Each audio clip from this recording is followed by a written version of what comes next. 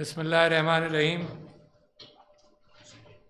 میرے دوست گورنر بلوچستان وی سی بیوٹیمز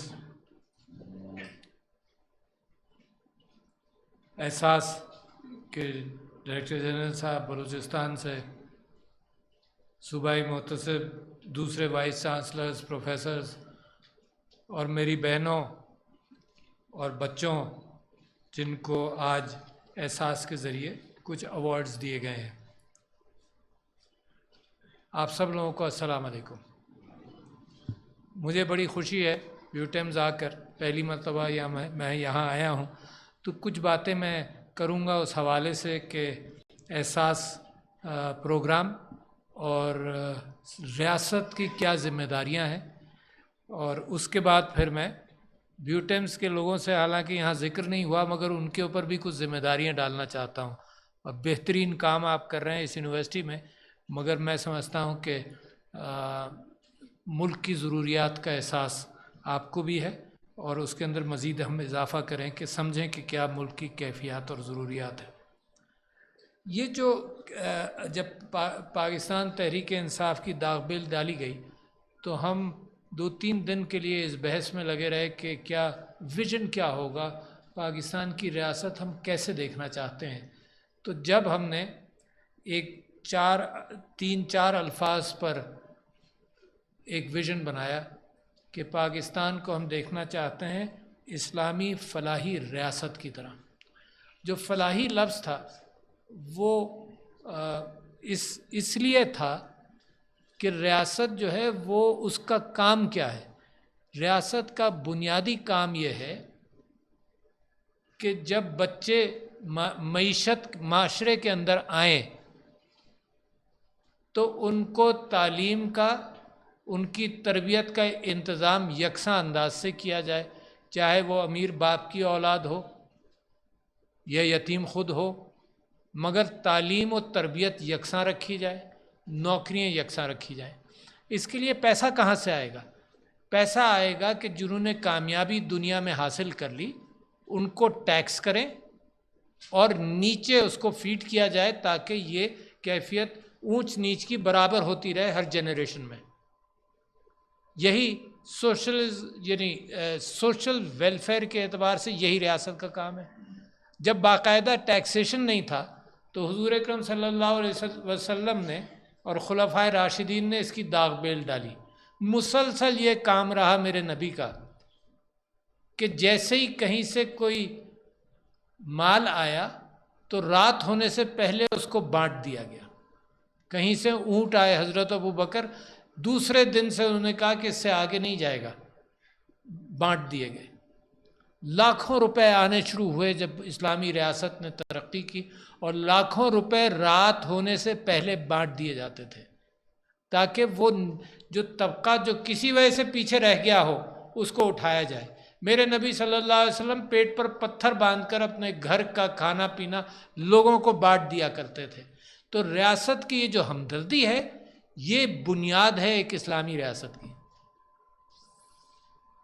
پھر لوگوں سے کہا، اور میں بار بار یہ حدیث سناتا ہوں اور یہ واقعہ سناتا ہوں، لوگوں سے یہ کہا ایک دن بیٹھے ہوئے کہ اللہ کا کوئی مددگار بننا چاہتا ہے؟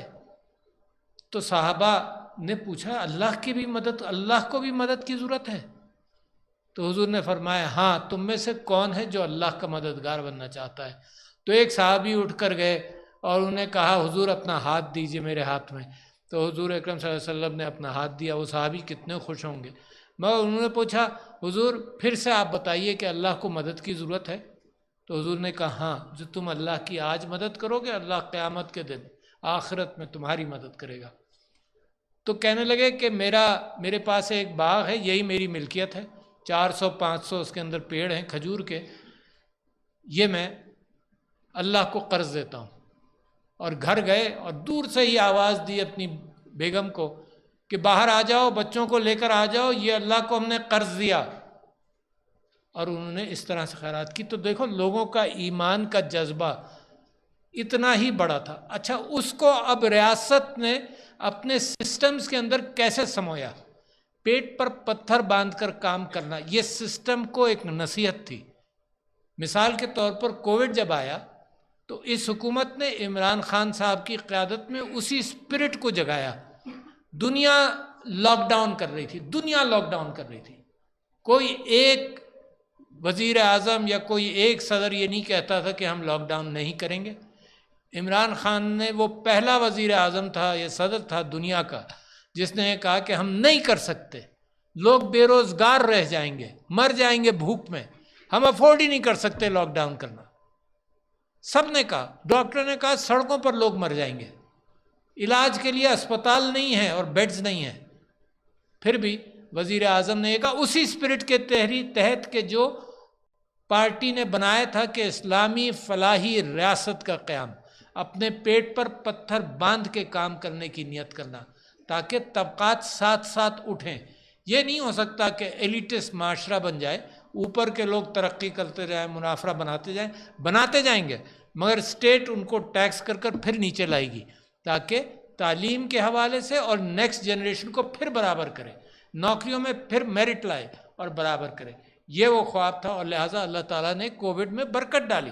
ہندوستان میں لاکھوں لوگ مرے، واقعی حقیقت میں سڑکوں پر لوگ اپنے آکسیجن کے ٹینک وہ ٹنکیاں لے لے کر پھرتے رہے، اپنی جانیں بچاتے، لاکھوں مر گئے. اللہ نے آپ کے اوپر کرم کیا صرف اس وجہ سے کہ ہمدردی کے جذبے کے تحت حکومت نے اپنے پیٹ پر پتھر باندھا. حکومت افورڈ نہیں کر سکتی تھی. چائنا افورڈ کر سکتا تھا کہ بند کر دے، 6 مہینے کے لیے بھی بند کر دے، اس کی جیبیں گہری تھیں. یہاں ہمارے چوروں نے اتنے سوراخ کیے تھے جیبوں کے اندر کہ جیبیں ہماری ہلکی پھلکی جیبیں، اس کے اندر بھی احساس پروگرام کے ذریعے 116 کروڑ خاندانوں کے اندر، یعنی 12 کروڑ خاندانوں کے اندر یہ رقومات گئیں اور کئی ارب، شاید 200 ارب سے زیادہ احساس کفالت کا پروگرام گیا. اسی طرح سے یہ اسکالرشپس دی جا رہی ہیں یہ تاکہ تعلیم کے اندر برابری کی کیفیت آئے. تو احساس پروگرام کے اندر معیشت کمزور ہے ہماری، ابھی بھی بہتر ہو رہی ہے، مگر اس کے باوجود جو پسا ہوا طبقہ ہے اس کو ساتھ ساتھ اٹھانا ضروری ہے، ورنہ مستقبل کے اندر معیشت بہتر نہیں ہوگی جب تک سب لوگ اس معیشت کے اندر محنت نہ کریں.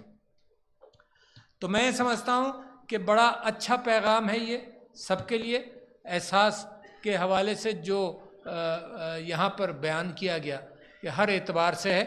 اور اسی کے ساتھ ساتھ دوسری بات آپ کو کروں، یہ جو 12,000 روپے دیے گئے یکمشت 2-3 مہینے کی اکٹھا یکمشت رقم عورتوں کے اندر بھی دی گئی، تو اس کے اندر ہوتا یہ تھا کہ بیچاری خاتون جاتی تھی، ٹیکسی لی اور فلانی جگہ گئی اور رقم ملی اور پھر واپس آئی، اسی میں 500-600 روپے خرچ ہو گئے.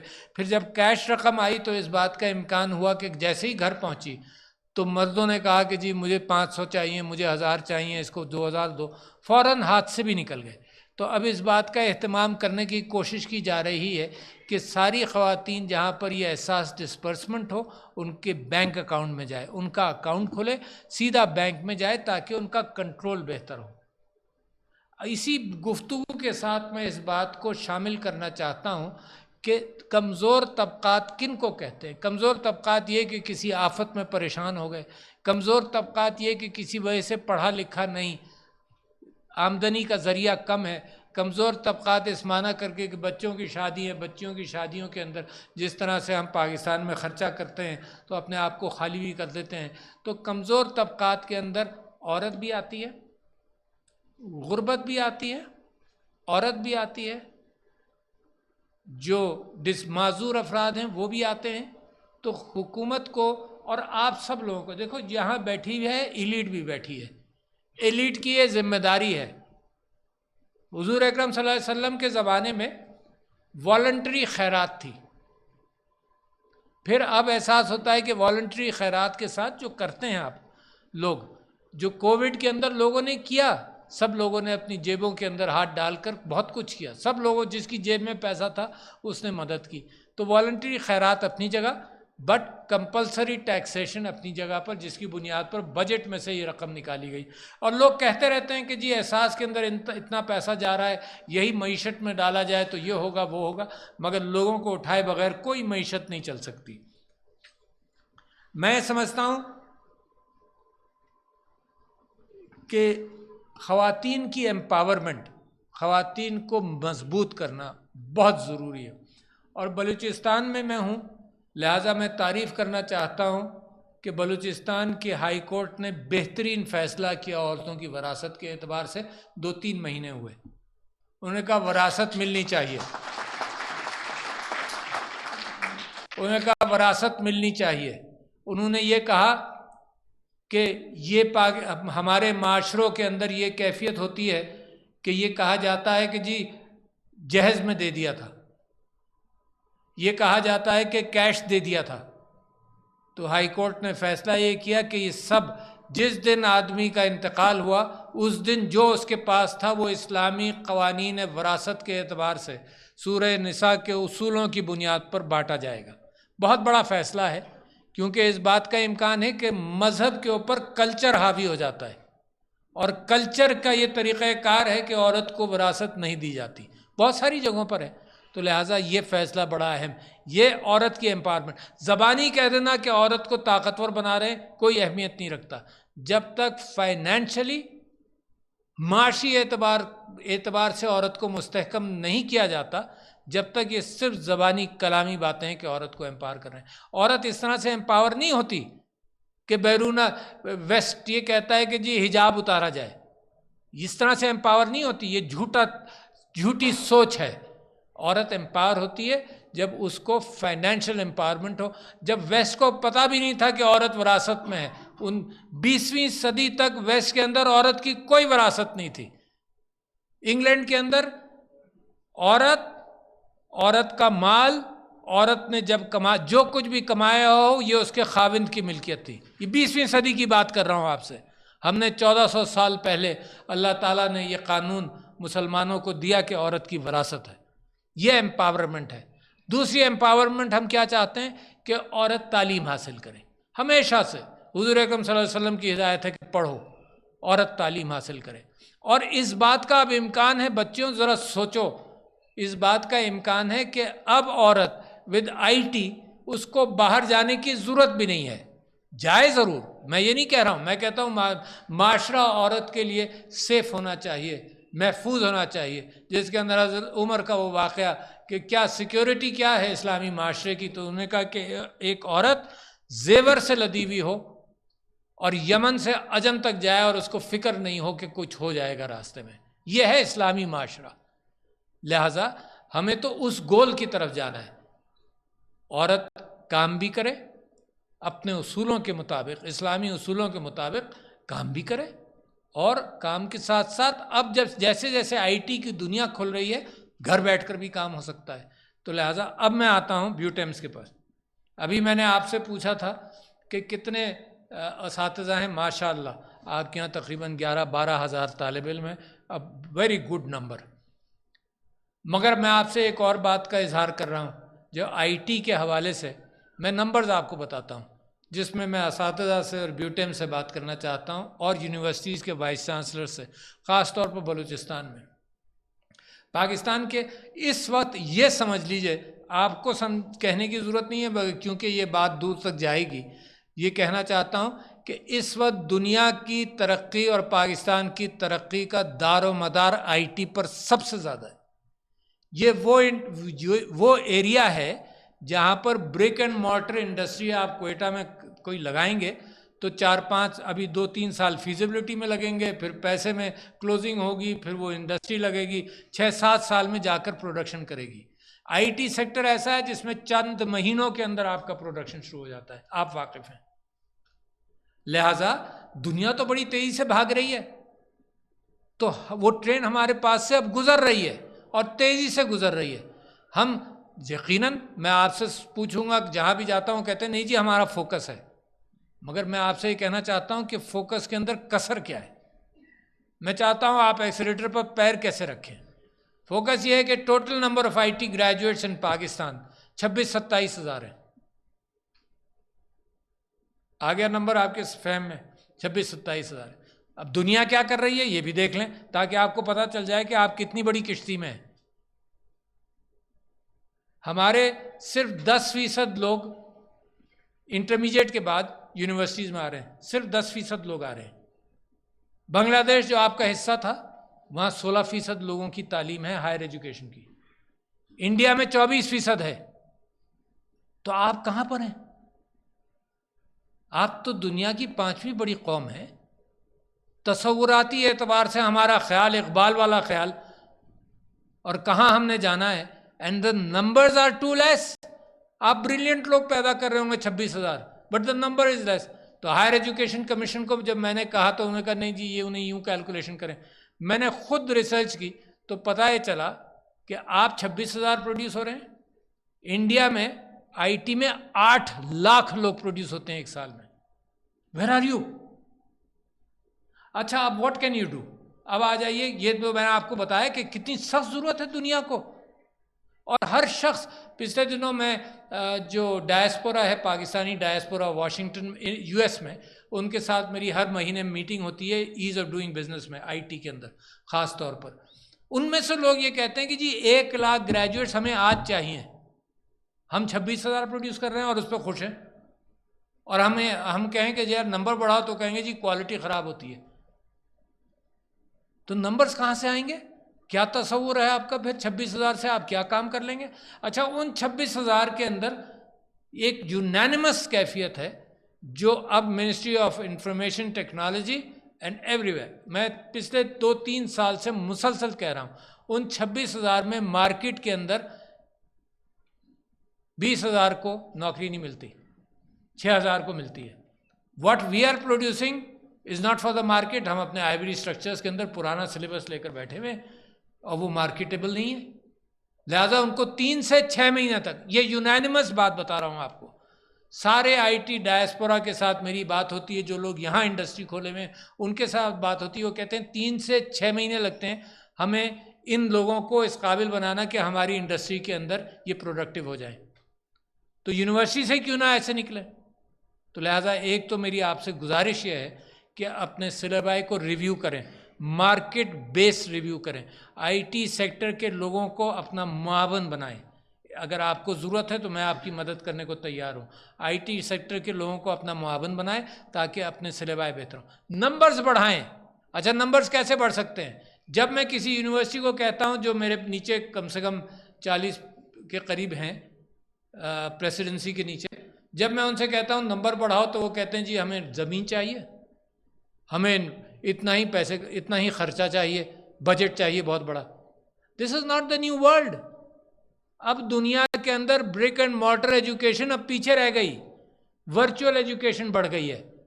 اور ایک یونیورسٹی ہے ہمارے گورنمنٹ کے نیچے ہی جس کو ورچوئل یونیورسٹی کہتے ہیں، ان کو میں نے کہا نمبر بڑھاؤ. وہ 26,000 صرف ورچوئل ایجوکیشن دیتے ہیں کرائے کی بلڈنگ میں سے لاہور میں. ان کے جب مجھے ذمہ داری دی گئی تو جب وہ 26,000 گریجویٹس کرتے تھے سالانہ، 26,000 فرام کرائے کی بلڈنگ، ورچوئل ایجوکیشن جو دنیا اب کر رہی ہے. ہمارے کہنے سے وہ 48,000 تک پہنچ گئے اس سال، فرام 26,000 to 48,000 ورچوئل ایجوکیشن، جس میں سے 8,000 گریجویٹس ایڈمیشن جو ہیں وہ پاکستان کے باہر کے ہیں.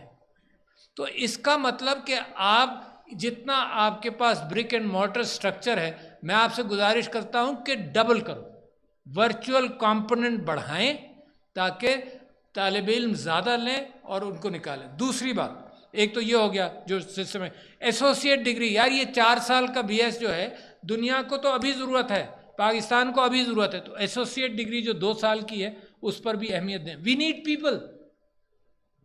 ہمیں لوگ چاہیے، جلدی چاہیے. جب دنیا آگے پہنچ جائے گی پھر آپ بھاگتے رہیں گے، چڑھیں گے، گریں گے، یہی ہوتا رہے گا. تو اگر آپ نے سبقت حاصل کرنی ہے تو ابھی آپ تیزی سے فاسٹر اینڈ فاسٹ آپ اپنے اندر چینجز لائیں. میں نے اچھا ایک تو یہ ہوا کہ جو یونیورسٹی سے نکلے گا. دوسرا یہ کہ منسٹری آف انفارمیشن ٹیکنالوجی نے ایک ڈیجی اسکلز کا پروگرام شروع کیا جس میں 20 لاکھ لوگ، لڑکوں نے اور لڑکیوں نے شرکت کی. 20 لاکھ آپ کے گریجویٹس تو ہیں ہی نہیں نا، آپ کے تو گریجویٹ 26,000 ہیں. تو لہٰذا جو میٹریکولیٹ ہے، جو بھی تعلیم کا یہ کہ صرف انگریزی آئے، تھوڑی سی میتھس آئے، ڈیجی اسکلز کا پروگرام 16 لاکھ نے پاس کر لیا فیز 1. اب جب ڈیجی اسکلز آئیں گی تو گھر بیٹھے بیٹھے آپ جابز تلاش کر لیں گے.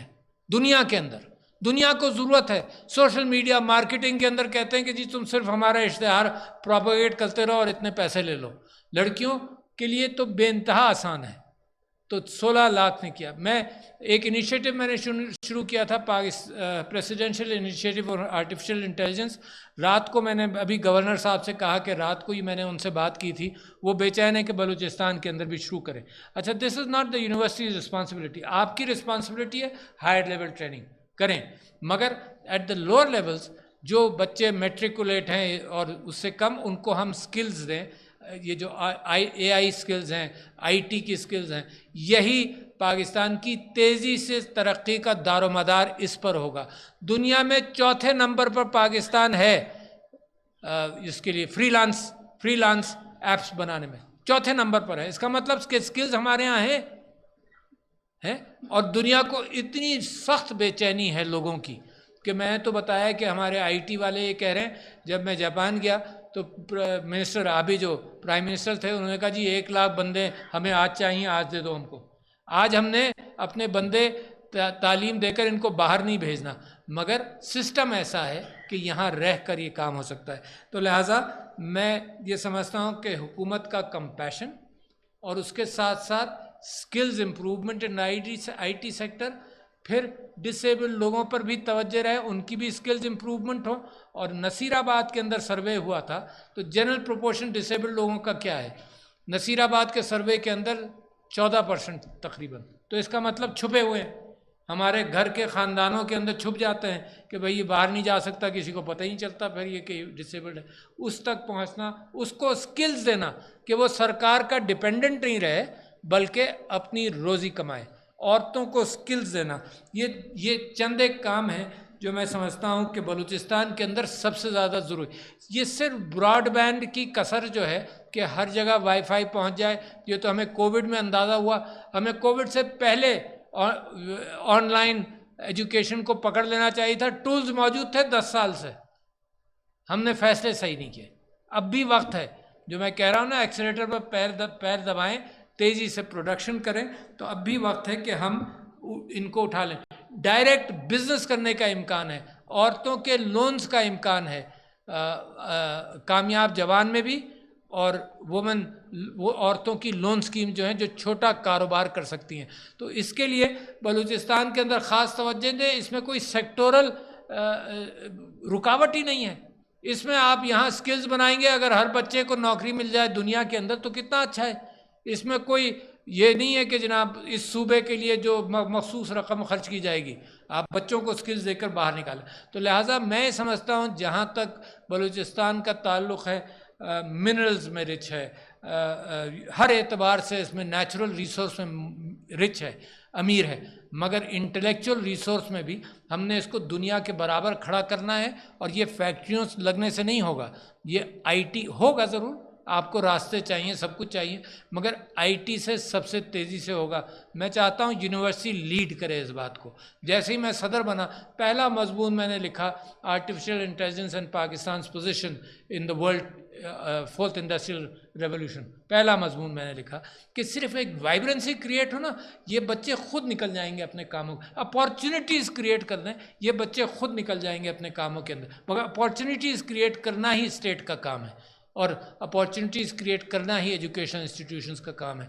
تو خواتین و حضرات, آپ کو میں سمجھتا ہوں کہ احساس کے حوالے سے جس اہمیت کے اعتبار سے یہ پروگرام ہوا بڑا اہم ہے. اللہ تعالیٰ اسی بنیاد پر اجر دیتا ہے. میں سمجھتا ہوں کہ یہ جو کووڈ کے اندر ہمارا بھلا ہوا, اس کے اندر یہی کمپیشن جو تھا حکومت کا, ایک ہمدردی کا جذبہ جو تھا, اس پر اللہ نے برکت ڈالی. ہمارے یہاں علماء نے مساجد کھلی رکھی, SOPs فالو کیے. لوگوں نے یہ کہا کہ تم ساری دنیا کے مسلمانوں سے زیادہ بڑے مسلمانوں کے مسجدیں کھول دیں, مگر ہوا یہ کہ ہمیں دیکھ کر لیڈرشپ دکھائی آپ نے, ہمیں دیکھ کر دنیا نے بھی مساجد کھولی, اور اللہ کو یہی باتیں پسند آئیں. تو ایز لانگ, جب تک ہم اپنے اقدار, اپنے اسلامی اقدار جس کے اندر بنیاد ہمدردی ہے, جس کے اندر اور کچھ نہیں, انسان دوستی ہے, اس بنیاد کے اوپر اگر ہم قائم رہیں گے تو اللہ تعالی ہمارے لیے راستے کھلے رکھے گا. شکریہ خواتین و حضرات, السلام علیکم.